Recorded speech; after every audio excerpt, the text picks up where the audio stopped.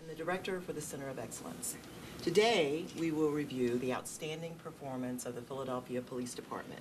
Commissioner Ramsey and his team will not only review past performance, but they'll also speak to key strategies and 2014 goals. We will begin with introductions, starting at my left and finishing with Michael Nutter to my right. And as soon as the introductions are complete, we'll turn it over to Mayor Nutter. Michael Resnick, Director of Public Safety. Giselle Jones, Deputy Managing Director. Al DiTilio, Director of Human Resources. Kevin Bethel, Deputy Commissioner, Patrol Operations. Richard Ross, First Deputy Operations. Charles Ramsey, Commissioner, Philadelphia PD. Nola Joyce, Deputy Commissioner, Services, Strategy, and Innovation. Tom Wright, Deputy Commissioner, Specialized Investigations, Homeland Security. Fiona Gregg, Deputy Budget Director. City Representative and Director of Communications to the Mayor, Desiree Peterkin-Bell. Rich Negrin, Managing Director and Deputy Mayor for Administration and Coordination. Thank you all for being here this morning. We have a significant amount of material to cover related to the Philadelphia Police Department, but let me say that public safety, in addition, of course, to education, is the most important challenge and issue in this great city. We've had our challenges in years gone by. We've had some significant successes in the past few years, but our job is never really done. One shooting, one murder, one robbery, one assault is one too many in this great city. We will continue our mission of driving all of these numbers down, but beyond numbers, this is about people. This is about the quality of life here in this city. It's about creating an environment where people really do want to live, work, raise their families here, and can have fun and start a business and enjoy all the things that, if any other city can talk about this, certainly the city of Philadelphia can talk about, but demonstrates and essentially created for the United States of America this idea and this concept of life, liberty, and the pursuit of happiness. And you should be able to do that here in Philadelphia, regardless of who you are, where you came from. Lifelong Philadelphian, moved here 2 weeks ago, and everything in between. This is a place where people should feel safe, should be safe, and know that they have a partner in the Philadelphia Police Department. And in community policing, and our concept works both ways, where we share information, constantly communicating with the public, but also create that relationship that allows the public to feel comfortable communicating with us. And so with that, let me turn things over to our great police commissioner, Commissioner Ramsey. Thank you, Mayor. You set the tone quite well, but let me just kind of take you back for a moment with this first slide, and that's the mandate that you gave to me and members of this department when you were sworn in as mayor of this city. It's a pretty simple mandate, and that is simply to stop the violence and do all we can to have an impact on violence in our great city. We developed a crime strategy in early 2008, one that we have built upon every year since 2008, and we're here today to talk about the successes that we've had and the areas where we really need to continue to focus and work and to improve. Let's take a look at the slide here that talks specifically about homicides. Last year was a remarkable year in terms of progress. Now, you said before, one is too many. But in reality, 247 homicides in Philadelphia, 2013, can't be ignored or overlooked. That's the lowest homicide rate since 1967, and that is significant. That represents, that number 247, 25% fewer homicides than we had the year before in 2012, and 36.8% fewer homicides in 2007. And we'll constantly refer back to 2007 because we've used that as our baseline year, because that's the year prior to your taking over as mayor, my taking over as police commissioner. So we want to use that as kind of a snapshot, even though we will be referring to other years throughout this presentation. This is another graph that shows homicides dating back to 1960. If you take a look at the year where we had our highest number of murders in the city of Philadelphia, where we actually had 500 homicides in 1990, The numbers in 2013 represent a 50% drop in homicide, 50.6% to be precise, since the high point in 1990. That is literally half the number of murders that we had in this city in 1990. I mentioned before, 2013 registered as the fewest homicides since 1967. Again, something that's very significant, and that graph kind of demonstrates that. But it goes beyond just murder. Part 1 crime. Now, Part 1 crime, for those people that are watching this PhillyStat session, the FBI has a uniform crime reporting system that's been in place since the 1920s. All cities in the United States report under the uniform crime reporting system. Part 1 offenses are listed based on the seriousness of the crime and the frequency of occurrence.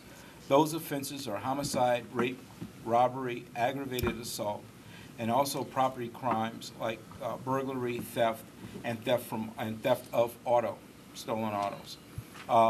Arson is considered a Part 1 crime. Police do not report out on arson. Fire department reports out on arson. Okay, just so you know, technically that is a Part 1 offense. It's just handled by the fire department. In 2013, if you look at the bar chart here, Part 1 offenses dipped to 70,516. You look at year 2007, which is our baseline year, you had nearly 83,000 Part 1 offenses in the city of Philadelphia. Last year, we recorded approximately 70,500 cases.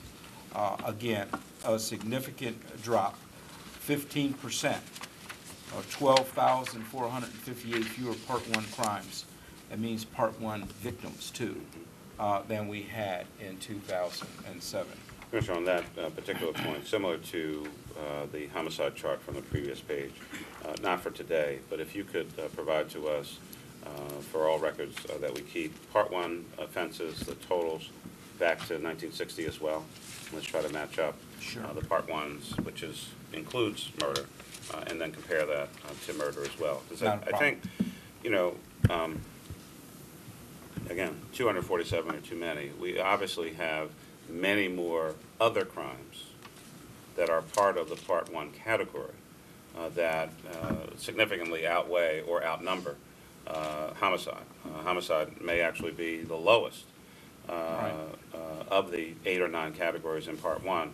Homicide, hopefully, is the lowest number within all of those various other categories. They're in the hundreds, if not the thousands. And so my point is that fewer people will have general contact with or some experience with a homicide as opposed to burglaries, robberies, aggravated assault. And so Part 1 gives you that much more of a citywide picture of how people are experiencing crime and violent crime, Part 1 crimes, all across the city of Philadelphia, but not just looking at the homicide rate.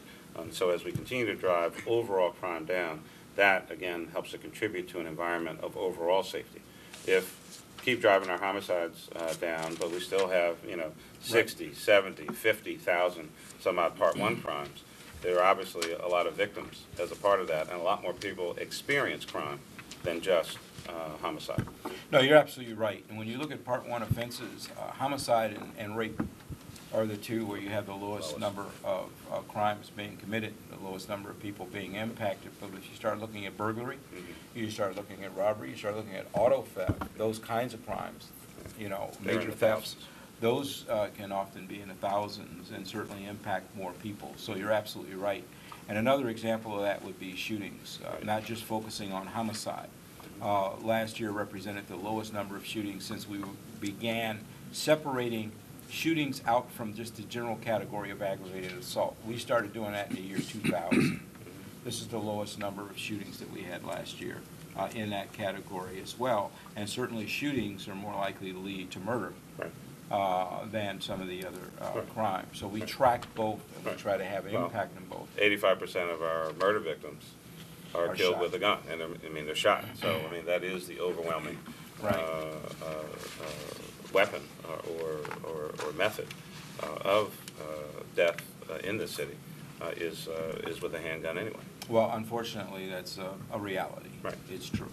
It always runs about that consistently Right. every year. And even in a year where we had a lower number of murders like last year, the percentage of those crimes that are committed with a handgun remains pretty much constant. But one thing, just as an aside, that we started last year was the tourniquet program, where we issued all of our officers tourniquets. This came as a result of something that started in Dallas, Texas, and through Major City Chiefs, this was discussed about officers having tourniquets, how we save lives by stopping serious bleeding, being able to get people to trauma centers, and we have excellent trauma centers here, make a huge difference. We also don't wait for rescue. If we have someone seriously injured, we can get them in a car, and we get them to the hospital. So all those things, I think, matter. And do make a difference, and it's all part of a crime-fighting strategy, even though it's not what you would typically think of as a crime-fighting strategy, but it has an impact on saving lives. It's not just how we deal with the aftermath of crime, it's actually how we save lives. And the issue with regard to rescue is not any lack of effort on their part. It's that when the first call goes out, shots fired, somebody's down, or whatever the case may be, the police get that first call, and almost always, just by the nature of things, are on the scene at that moment. You might hear, rescue on its way, but those precious couple minutes or seconds can really make a difference. And if the officer is there and has the capacity to get the person in the vehicle, there's no reason in that instance to wait, even though rescue is on the way, they're meeting their run times, et cetera, et cetera. So it's not that any lack of effort on their part, it's just we're right there. Yeah, we have And you have excellent the person. EMTs, and when they get there, they do remarkable work. The seconds matter, and a person can literally bleed out in a matter of seconds. So the faster we get them to a trauma center, the better off everyone is. And we work with the fire department, by the way, and they have trained some of our personnel on how to handle these kinds of things. Just last Friday, we're going to report to you in a few weeks. Everett Gilson, our Deputy Mayor for Public Safety, and myself met with Dr. Amy Goldberg from Temple. She brought together all the heads of the trauma centers in Philadelphia. We met in the cabinet room. She'd actually like to she confirmed everything you just said that she believes the Philadelphia police are saving lives in a significant way. They want to do a study here, first of its kind in Philadelphia, that they fund, run through Johns Hopkins. She'll be talking to you about that. She believes that, call it scoop and go or grab and go or whatever it is saving significant lives here in Philadelphia because of your policy. Well, thank you very much, and we look forward to that, actually. Speak up. No, I was talking about the University of Penn study. Yeah, they were there. Okay. They were there. They studied a small area in West Philadelphia. They want to do a citywide study. Yeah. Okay. The next slide, again, is another way of looking at violent crimes in general, not just homicides or Part 1 offenses, just violent crimes. Now, by violent crime, I mean your homicides, rape, robbery, shootings, ag assault, and so forth. And when you look at just violent crimes, we had fewer violent crimes in 2013 than any time since 1985. And again, that is significant. And when you look at this chart, you can see going back to 1960 what the flow looks like. There was a 26% drop from the high of 22,883 that we experienced as a city in 2006. That is the high peak there that you see.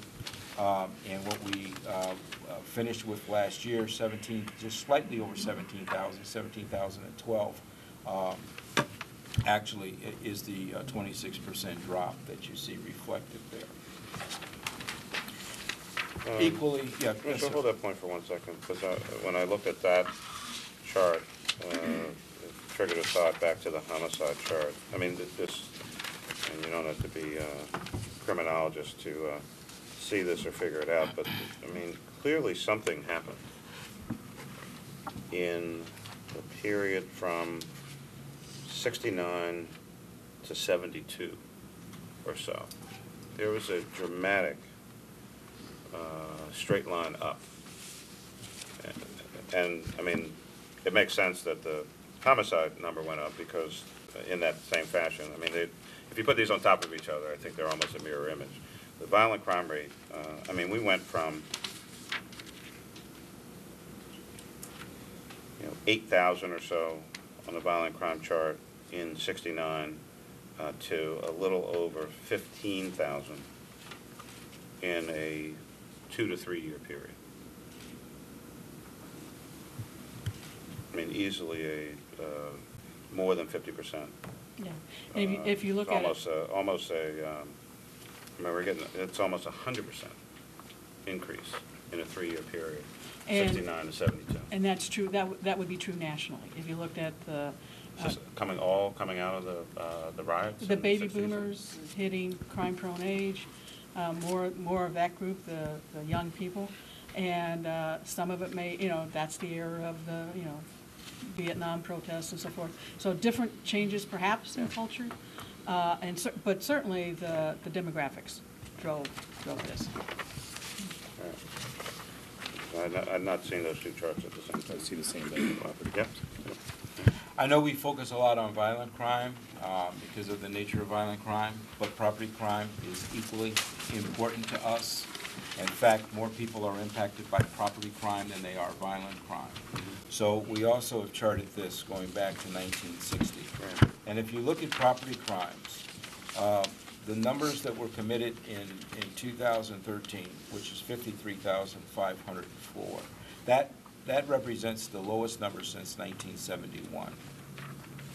And if you look at our peak in 1989, which was 97,500, that is a significant drop to 53,500. That's also, that peak is the year of or the year before the peak of 500 homicides. Right. So again, all these things tied together, all happening around the same time. Right. And then you see the steady decline with, a couple periods where it goes up.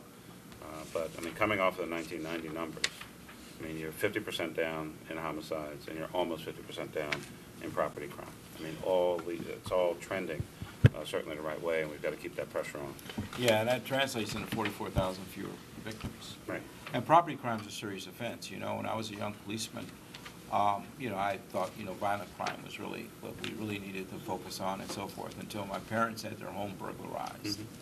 And when that happened, how violated they felt. I grew up in that house, and they wound up moving as a result of that because they never could feel safe again in that house. And so the impact of property crime can't be ignored. It is a serious offense, and one that really not just economically impacts a person, but it psychologically impacts a person as well.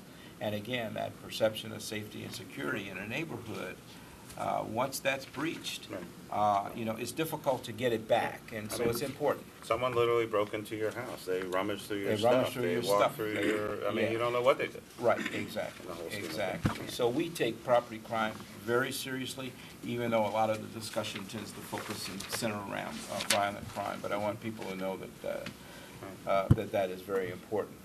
To put it all in context with this particular slide, we wanted to take a look at some of the factors that impact crime, not only in Philadelphia, but nationally. Nola mentioned earlier the crime-prone ages of 15 to 26, which certainly you want to take a look at.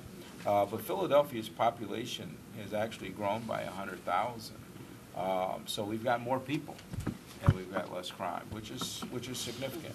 And the number of crime-prone age group, a lot of people say that, maybe that's just gone down. Well, actually, it's remained stable or actually increased as well.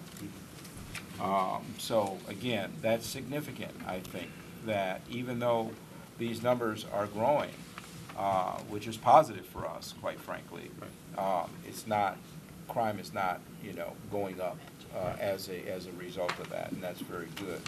What I want to do now with this next slide is really turn this over to the First Deputy, Richard Ross, and the Deputy Commissioner in charge of Patrol Operations, Kevin Bethel, to talk about how this is being accomplished and kind of set the stage, giving you some of the statistical and the background information, putting it in context. But, there are real strategies that are taking place that we've built over the years and we continue to build upon. So with that, let me turn it over to Deputy Ross. All right, thank you, Commissioner. And so how are we doing this, Mayor? A number of ways, using a myriad of tactics to accomplish our goals at reducing crime and making the city a safer place. If you go to this one, smart policing is the biggest one. It's all encompassing for us. It's being utilized nationally. Basically, it's working smarter to be more effective, in a nutshell, and using a variety of resources and tools to do that. We're doing a lot of things that we think are effective. I think what's important to underscore is the fact that when we develop something, we continue to build on it. And so we don't rest on our laurels, something we may have had some success with in years past. We keep building on it, which is important. So some of the things we're doing, hotspot policing. Many folks around this table have heard of this, but for folks viewing who may not have, basically it just talks about looking at areas that are prone to criminal activity, whether that be because of the geography of the people who are causing crime in those areas. And what we look to do is pool our resources in those areas to tamp down crime, whether it be violent crime and or property crime. So if you look at 2013, for example, one of the things that Deputy Bethel did is he looked at his 21 patrol districts and he compelled all his commanders to basically identify problematic areas or hotspots where they would really not only pool their resources but focus their efforts. And I think one of the things that was really key to this, in addition to having the commanders identify them, they really picked them out, they really owned it, pushed it down to their supervisors and their police officers who are charged with carrying out these tasks of policing these areas, and used the data to really drive all this, which is key. So it's not arbitrary, not someone deciding that, or anecdotal that I heard last week we had crime here. You really had to use the data, but I think what's key is they used their own areas and picked them out and really move forward with that. Deputy Bethel will expound on some of that and how that works within our crime briefings, but it's important to point out that we believe that that was one of our more effective crime fighting tools in 2013. And again, it's something we built upon. So hotspots is not new, but nonetheless, being willing, being open to the fact that you always have to build on what you have. More officers in high crime areas at peak times. Obviously, a couple years ago, Mayor, through collective bargaining, we were able to implement the 8 p.m. shift to 4 a.m. shift. We knew through our data that a lot of our crime, particularly violent crime, was occurring in these areas. Helped us immensely by moving some folks into those crime spots. And that's Thursday, especially Thursday, Friday, Saturday, Sunday. Absolutely, absolutely. And again, being data-driven and having some officers who are out there who are highly motivated, who wanted to work this shift, but more importantly, it just gave us a lot of latitude to really attack crime when it was happening and where it was happening.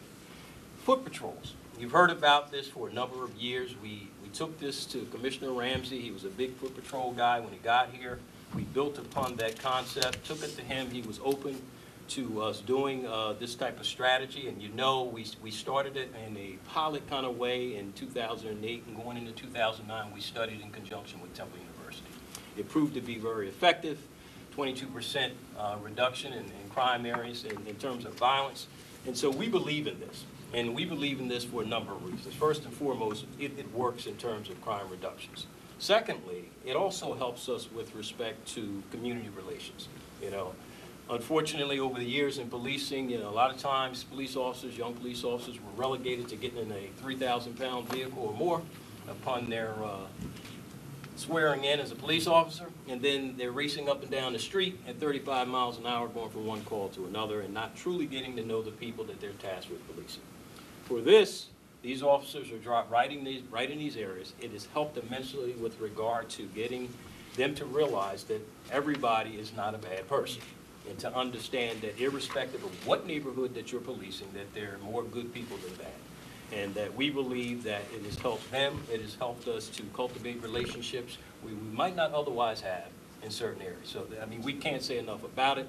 We've had some folks from around the country who have reached out to us because they've seen the inroads we've made with this foot beat program, it's something that the commissioner has pretty much, as you know, from coming to every graduation, he has told them, you're going to walk a foot beat. Absolutely. Get ready for it. Get some good insults. Absolutely. And we believe we're making better police officers. So, I mean, this has been very effective for us. Focus on high-risk offenders. Obviously, you got to know who's committing the crimes. If you don't know that, you're going to have a problem.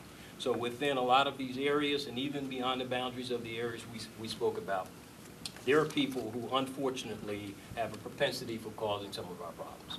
And so our commanders down to our police officers, they're tasked with identifying these folks through both intelligence as well as just from being on the ground, dealing with those folks accordingly, not just in terms of arresting them all the time, but in a myriad of other ways, sometimes just trying to help these folks out. But to be honest with you, you got to know who you're dealing with in order to be effective. So I'm going to turn it over to Deputy Bethel. He's going to expound on some things relative to crime briefings and some of the things that I alluded to previously. All right, Mr. Mayor, as you know, the crime briefing, the event that you attended, is one of our core and most important meetings that we host.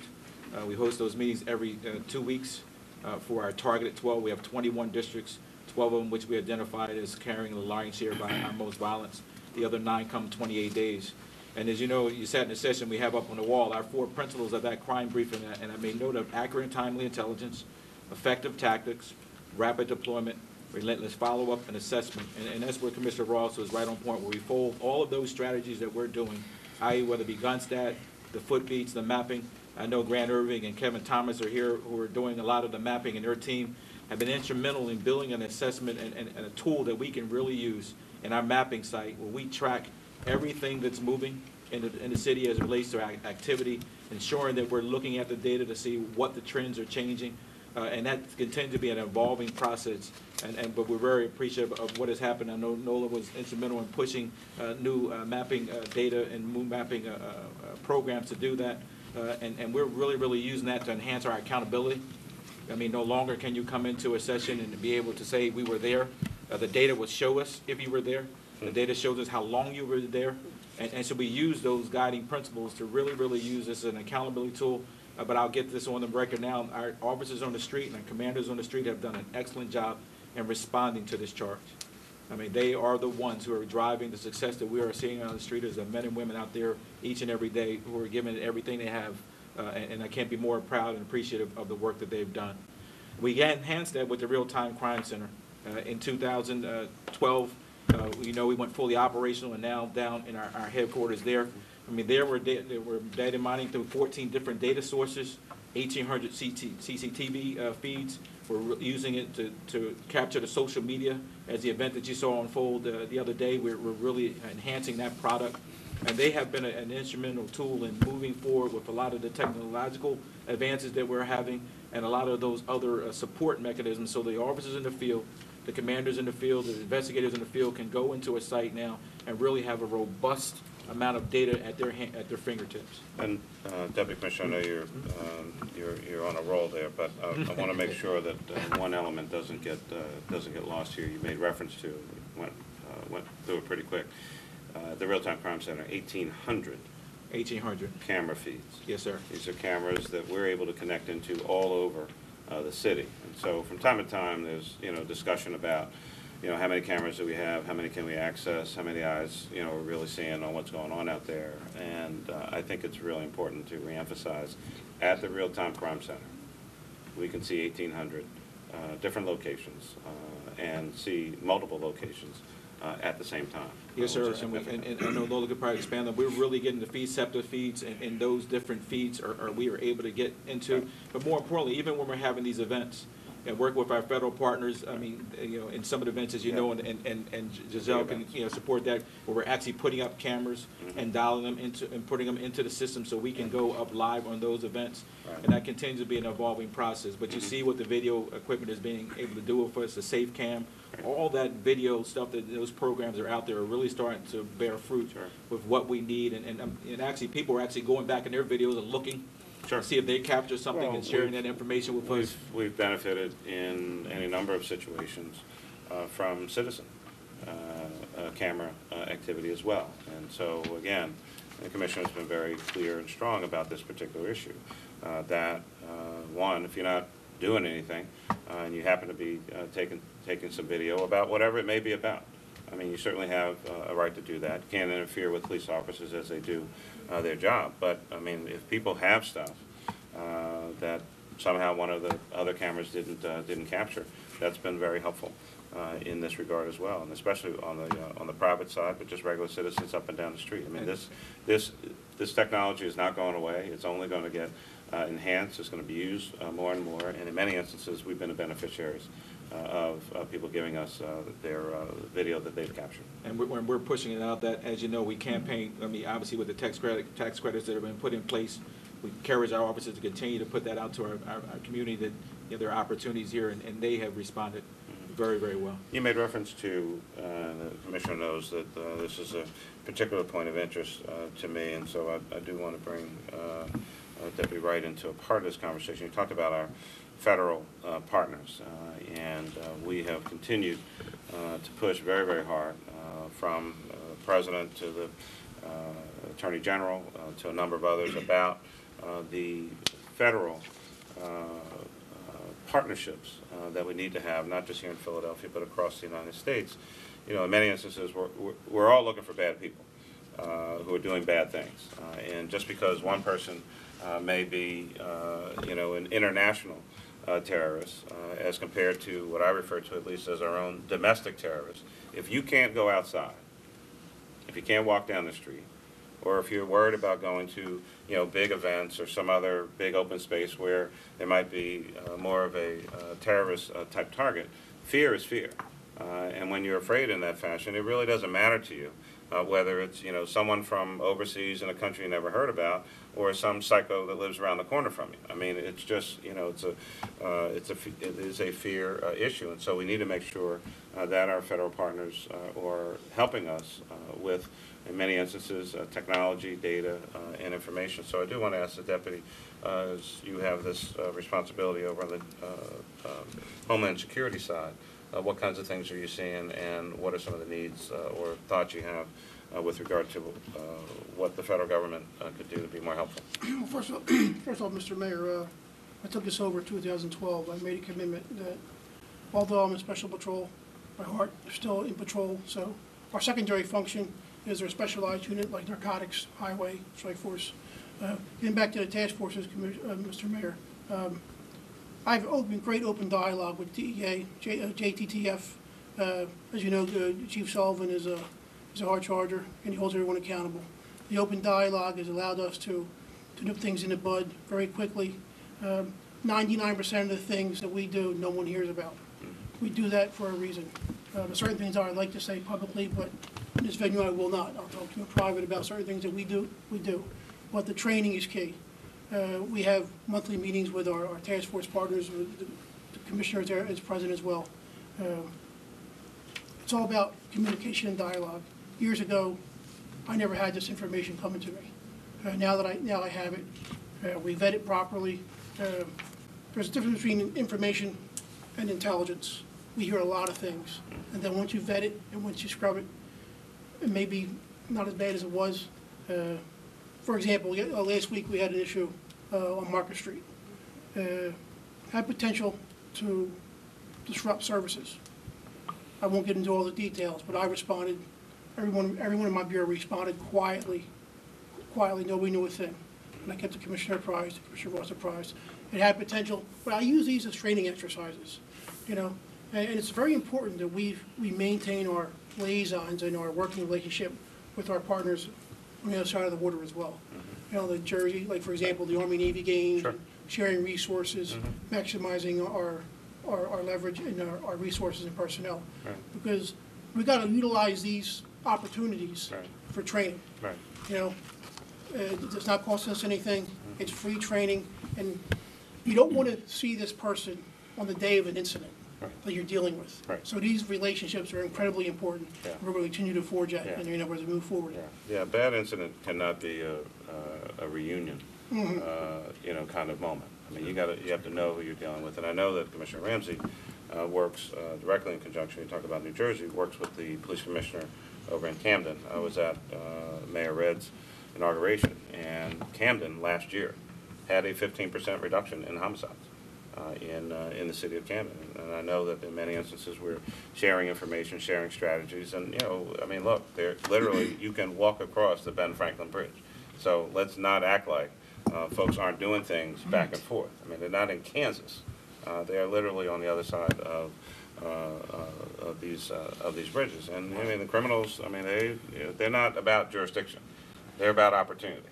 And if something's happening over here and they can find a way in, I mean, the Jersey folks will come over here, and the same thing with the Philly folks. So, I mean, we really are in this all together. So, thank you for the perspective. And Mayor, we're going to continue to push on the federal side. I want to assure you of that. One of the new threats where we really need our federal partners, and I think the incident that Commissioner Wright was referring to last week was a cyber threat.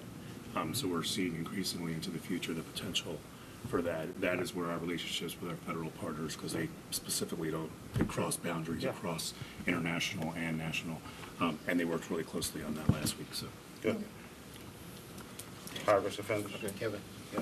Okay. As we continue to move along, Mr. Mayor, we also have now early in the process through a BJA grant, the smart policing concept was involved, and we went through a process obviously with the footbeats, and then we started to measure those footbeats against problem-solving responses and focused offender processes. And born from that also, and NOLA was instrumental, and we all worked together to create this analysis coordinator position. And what we've been able to do now, working with, again, with our academic partners and continue to be data-driven, we're now trained officers, Philadelphia police officers have been selected to be analysts in their districts. And so we have at least half of those, we have of the 21 patrol districts. The remainder will be trained before the end of the year. This week, actually. This week, actually, the remainder are being trained. And in those districts now, at the ready, you know what I mean, so Captain Craig is here today, the 39th District. He has an officer who can turn and start to, if he has those hypotheses that he wants to follow through with, what is going on, what is trending, what is happening now, real time. He's able to do that, and that coordinator, and we have some officers who are doing an excellent job in taking and embracing that philosophy, which we think, again, will continue to carry forward. So we're really excited about where that's going. I just want one quick thing to add to that. That also is being done in partnership with Temple University. Right. They are the ones that are actually doing the training for us and providing this service. Dr. Radcliffe and Dr. Goff have really been incredibly helpful and throughout everything that we do. So this is important to note. And again, moving on, I mean, obviously wanted to address some of the collaborative programs, obviously with Marlett and with the ceasefire will now cure the violence. I mean, obviously, you know, their objective is to respond to the shootings, establish relationships with victims, and mediate the community conflicts, and try to stop the retaliation. And so, you know, we all know and understand those things that happen that can be measured, but oftentimes they go under the radar because there's no number attached to them. Right. But we're not foolish enough to believe here that all the things that's happening in the city of Philadelphia is just a police department. We know that there's other partners out there who are part of this, and those folks that they're touching on a daily basis, making a change. So we do appreciate the work that is done with there, and she works with our commanders to identify those individuals and those hot spots where those needs arise. We continue in the GUNSTAT process. As you know, in January 2012, when you launched your initiative, the global initiative, GUNSTAT was one of those areas as part of that department. Again, it goes back to your issue about the federal. We do continue to keep those presses on because, you know, 2 years later, oftentimes those things can drop off. Sure. We folded as part of your initial guide, and we were doing it over the DA's office. I worked closely with Director Resnick in that regard. We made the decision this year to fold it into our crime briefing. Right. That's the reason originally how you had it set up was the enhancement of our crime briefing. And so what we have done now is in our crime briefings on specific days of the month, the targeted groups will present, in addition to their crime briefing, their GUNSTAT area. Those areas where we're targeting individuals for gun violence and gun. And you touched on it, but I do want to make sure in the collaboration aspect of all this, whether it's GUNSTAT, focused deterrence, requesting higher bail, especially with gun cases and those kinds of issues. And in that regard, we need to also acknowledge the work of the District Attorney, Seth Williams, and his team, and certainly the courts, independent as they are, but I think they're also seeing that we're asking for these higher bail standards. We're getting more information into the system in terms of who this person is and what they've been up to, and the reign of terror in many instances that some of these folks are creating and havoc out in our streets, and many are being held longer. That creates a different kind of challenge over on the prison side, but at least they're not out robbing students, stabbing, beating people, raping folks, and those kinds of issues. So the DA deserves credit for their role in this, and we certainly thank the courts for, paying that much more attention to the issue of public safety and making sure that those who are truly violent, dangerous people, and unfortunately there are some out there, need to be locked up and dealt with accordingly. And again, Director Resnick and Deputy Mayor Gillison have really been focused on those issues with both the DA and the courts. We've also put money behind both of these initiatives to help support them. So it is a partnership. And there's no doubt about that. Just, being driven by data, I just did a run of some of our most hardened guys who were arrested for guns multiple times, and that came out of our real-time crime and our DIVIC, and they confirmed that many of these individuals are staying in custody. So that portion of it is working. And if I missed that in the gun stat, that obviously was a collaboration that began with Commissioner Ramsey and the DA, Seth, and has continued to move forward. But again, it still requires push. Yeah. I mean, Every we don't have a brake pad. I tell people we have, there's no brakes. So, we have to keep pushing because it's not going to stop. The final thing I'll touch on, Mr. Mayor, is the focus of deterrence. Obviously, that's gotten a lot of attention. Again, a collaboration both with the DA's office, the police department, Director Resnick, the managing director's office with Kerry Chilano. We started the program down in South Philly. It's David Kenny's model of ceasefire, in which we targeted the several gangs in South Philly.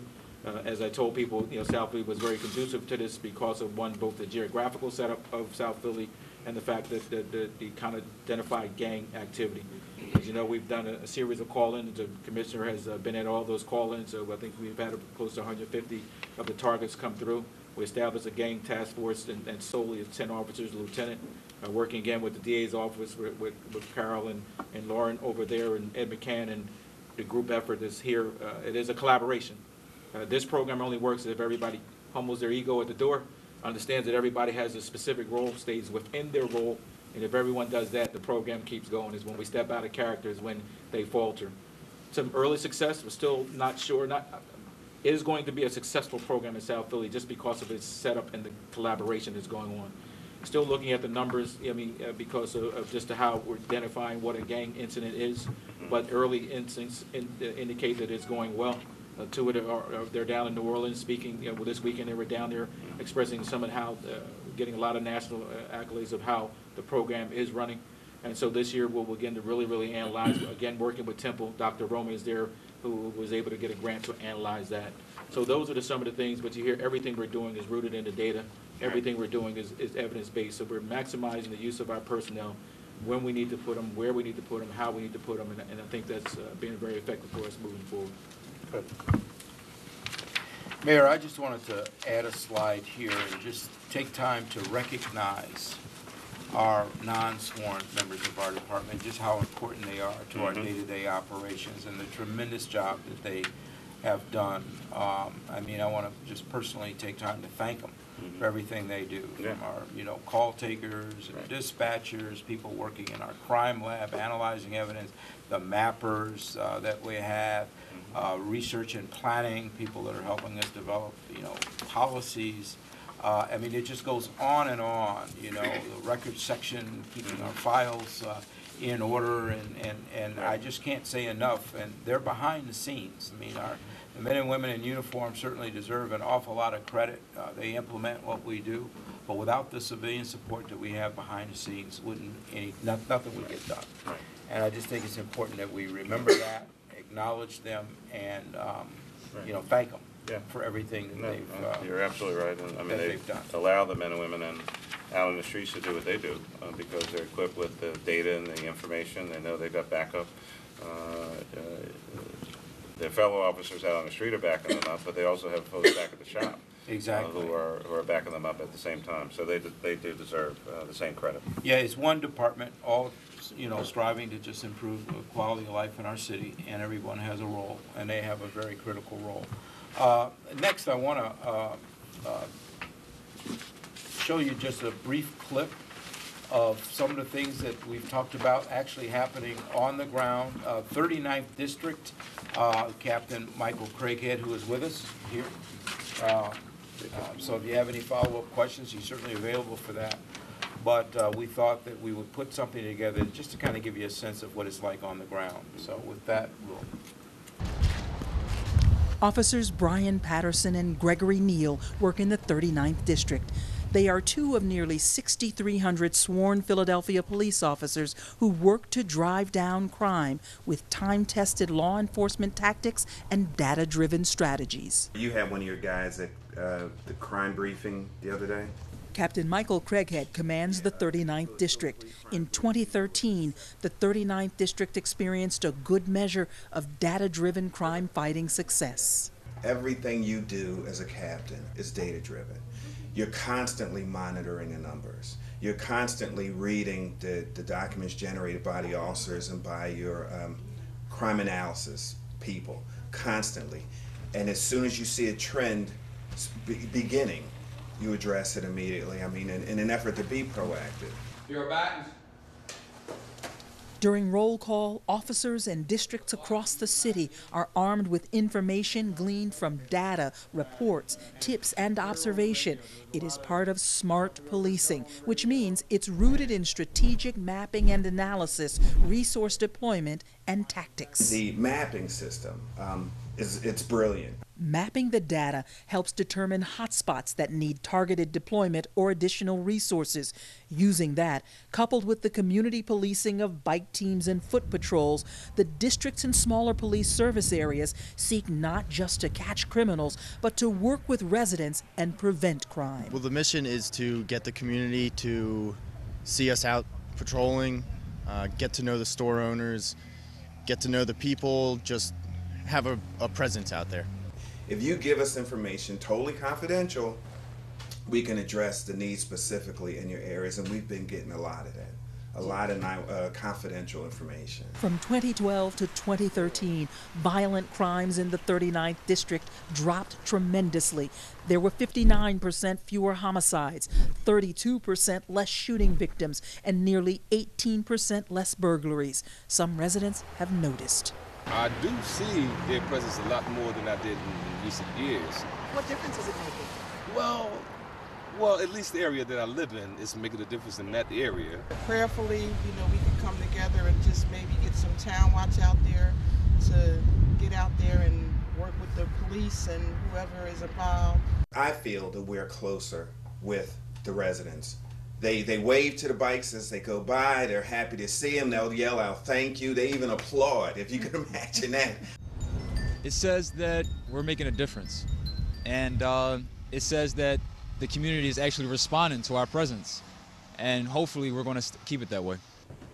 Commanders across the city are determined to connect with community, academic, and other partners to fight crime. For them and the team of sworn and civilian members of the Philadelphia Police Department, the turn of the calendar to 2013 signals a time to renew the commitment to a safe Philadelphia. That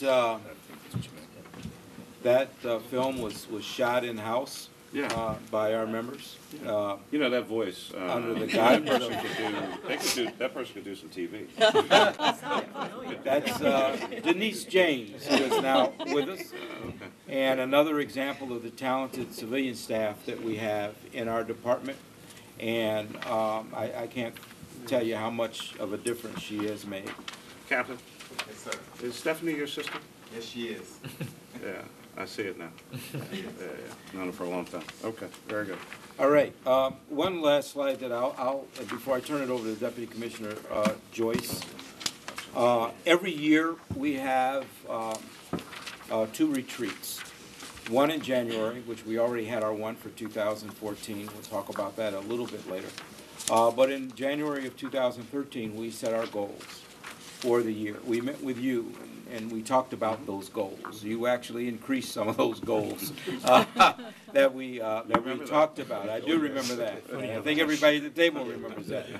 But we like to set our goals and then you know, take a look at the strategies we need to achieve those goals and then monitor throughout the year. We meet again in June or July to kind of take a mid-year review. Where are we? Where do we need to go? What's working? What's not working? Whatever adjustments we need to make. And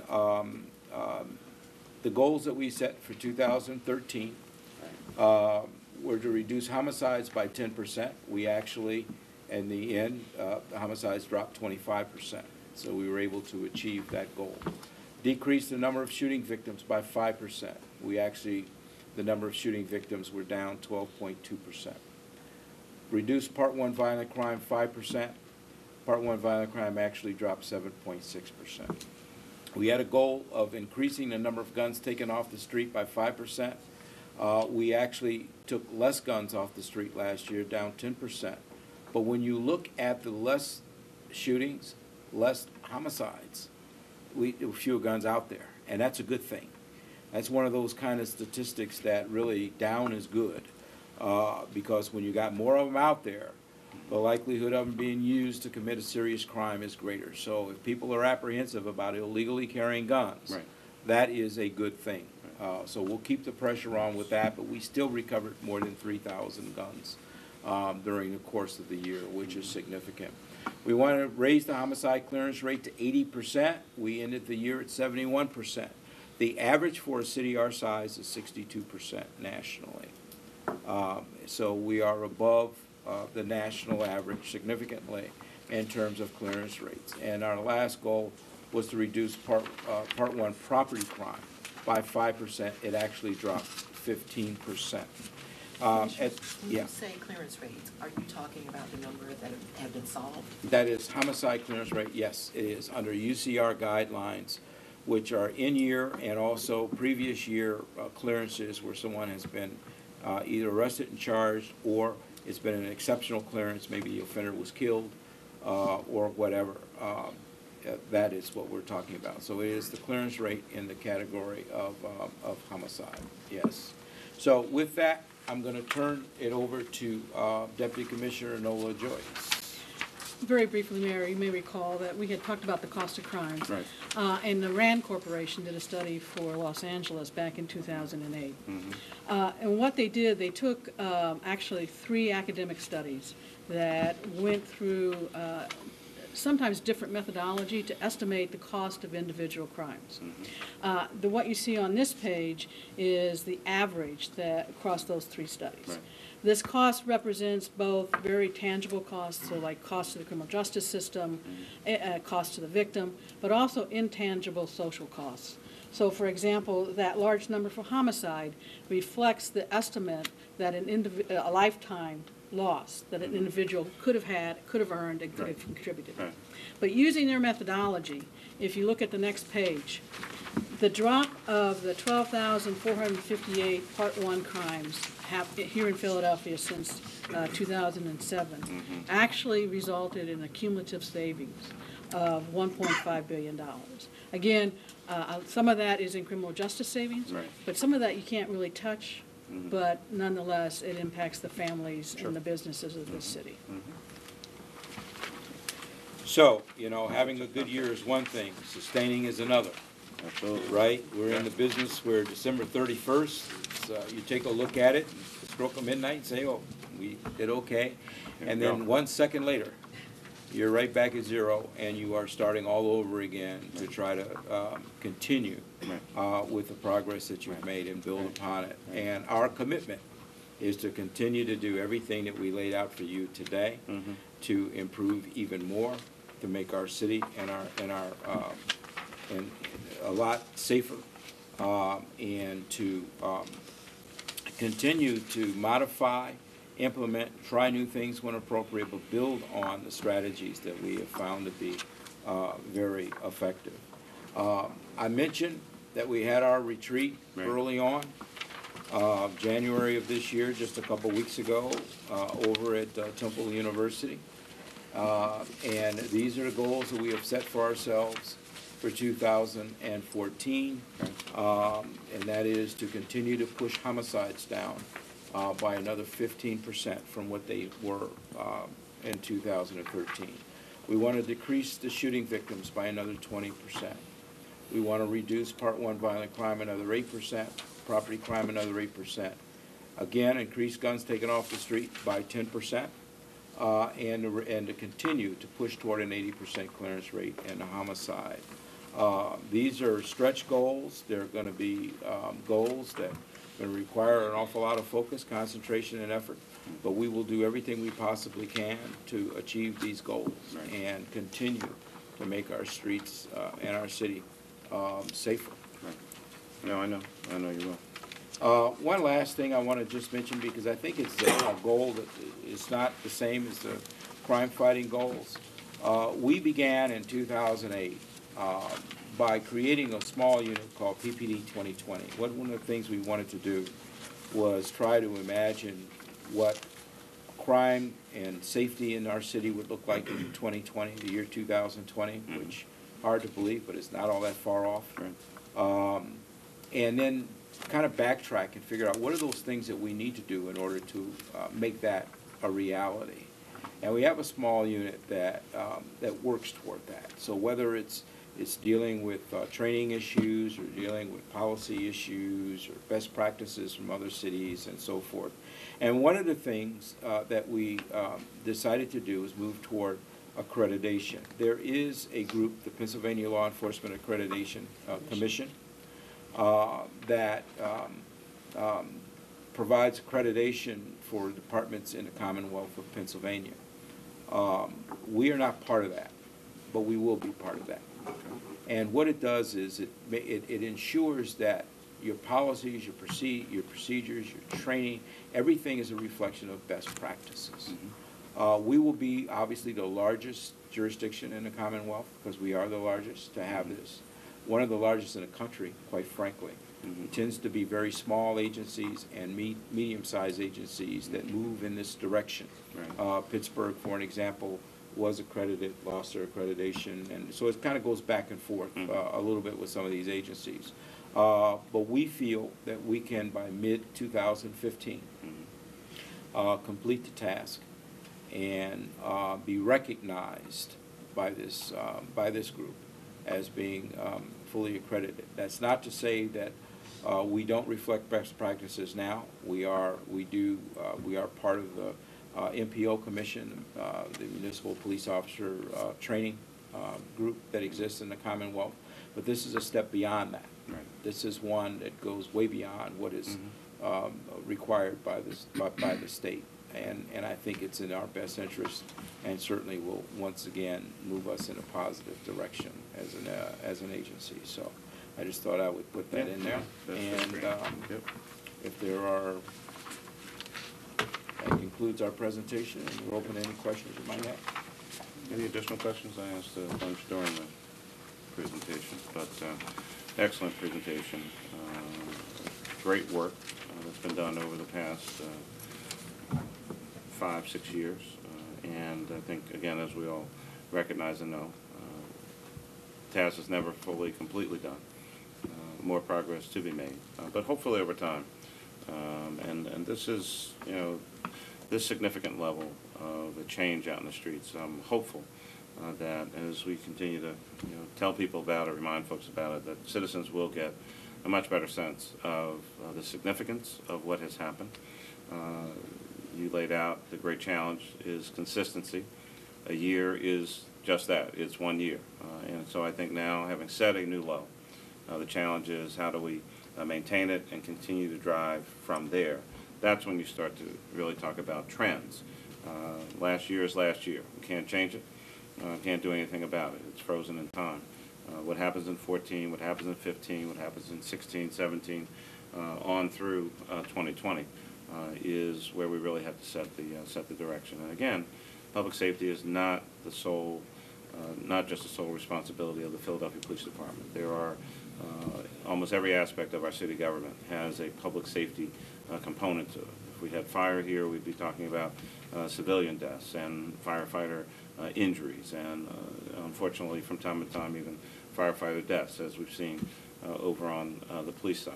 What's going on with recreation and how many kids are in after-school programs and signed up for leagues in the summer, and job training programs, and all of these issues. How many jobs do we have in the city? How much construction activity is going on? How many buildings are being built? And whenever people are working, generally they're not the ones engaged in crime.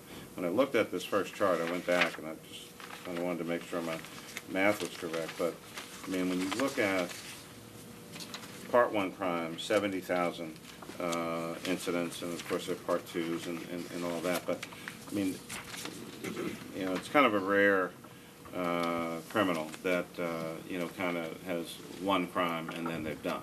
Right. And so when you think about a city of 1.5+ million people, and if on the 70,000 number, and let's just for argument's sake say that, you know, there's 35,000 or so folks that are committing these kinds of crime, on the assumption that rarely has one person ever done one and just, you know, kind of called it a career. I mean, we're talking about, you know, 1 to 2% of the entire city population actually being involved in negative criminal activity. 1 to 2%. Everyone else, law-abiding, hopefully paying their taxes, they're doing whatever it is that they're supposed to do. They're not involved in all this madness that's going on. We spend 1/3 of the entire city budget on public safety. Police, prisons, probation, parole, DA, and courts. Responding to 1 to 2% of the entire city population and some of the craziness that folks are doing out there. Imagine what we could do with the savings out of people not engaged in this kind of activity, supporting, educating our kids, workforce development programs, more economic development activities. I mean, there's so many other things. I mean, we are spending a ton of money on a very small population of folks, most of whom are known to us, most of whom are known to each other. 80-some% of the people who are shooting at each other, now they may not be friends, but they know each other, right? So, I mean, it's a really small group of people who are committing all this activity out there and have all of you and all of us running around all over the place, chasing after them and spending hundreds of millions of dollars with a whole lot of nonsense in many instances. I mean, that for me is, when I see these numbers, I mean, that's the real context of what's going on.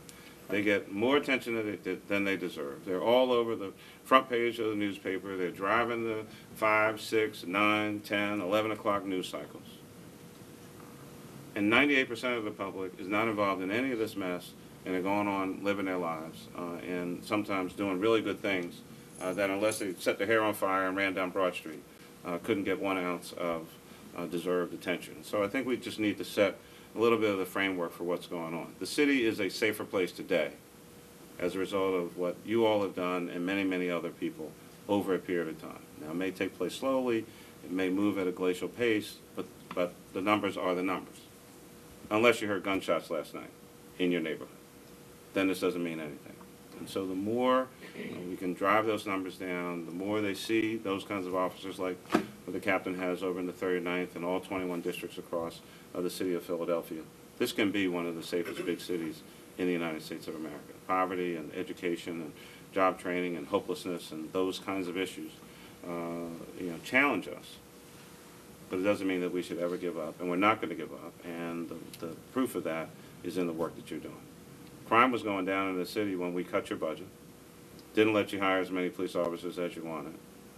People were still leaving out of retirement, and you were still driving good numbers in this city. Just think of what we'd be able to do if we could make more investments in what you're doing. So I thank you for the work. Let's keep it up. We did have about a 5-minute celebration on the gains of 2013. That was over a while ago, and it's now January 2014, about to be February. So any other questions or comments for the Commissioner and his team? Well, we accept the challenge. We appreciate the support that you've given us. There was one thing that I didn't mention, but it's equally important, and that's the Youth Violence Collaborative that you established. Mm-hmm. That is off the ground now, and I think we'll see results from that this year. Mm-hmm. And it's important to really mention that. But again, with the juvenile courts and with DHS and police and others, many people coming together, meeting and working on the issue of youth violence. That is something that I really think is going to start to pay off in 2014. I So, agree. thank you. Jackie? Wow, this has been a very eye-opening discussion, and I'm sure that everyone who's heard this will join me in thanking you, Commissioner Ramsey, and your team, as well as all the folks that aren't here today for all the hard work you've done, and most especially all the results that you've been able to get. So thank you so much for coming and sharing that with us, and it makes me proud to be a Philadelphian. Thank you. Thank you all for coming. Okay.